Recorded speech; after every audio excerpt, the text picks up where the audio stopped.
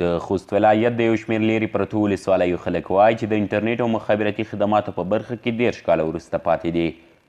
د خوست باک ولسوالۍ اوسیدونکي وایي چې د اوږدې مودې راهیسې د بام پر سر انتن نصبوي او بیا یې د وای فای پر مټ له موبایلونو سره وصلوي څو پرې سیګنل پیدا او انټرنیټ ته پرې لاسرسی ومومي. دوی نیوکه کوي چې مخابراتي شبکې له مرکز څخه په لیرې ولسوالیو کې سم کار نه کوي او دا د دې سبب شوي چې د خپلو مسافرو ورونو او ملګرو سره په سختۍ تماسونه ونیسي او له حاله احواله یې ځان خبر کړي. موږ ټوله مسافر ورونه یا تر زمانه کلیوالو دې سره چې موږ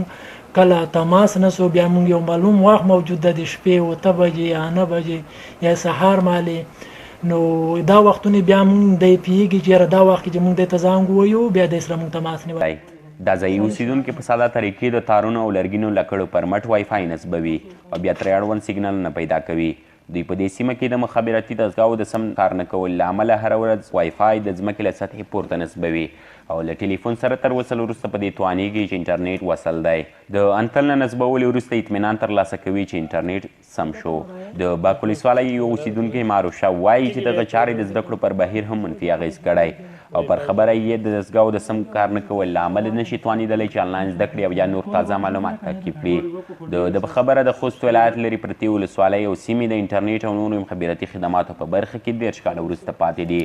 خپل مشکلاتو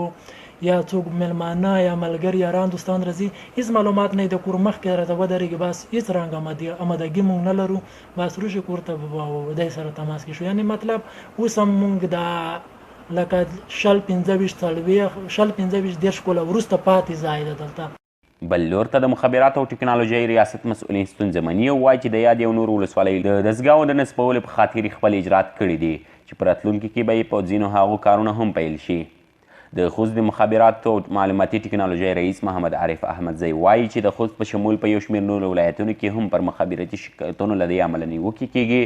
چې ګنې خلکو ته یې په سم ډول خدمات نه دي عرضه کړي. څه موده مخکې زموږ یو انتن چې هلته 3G و د سلام هغه مخالفینو لخوا وسوځېده نو هغه سره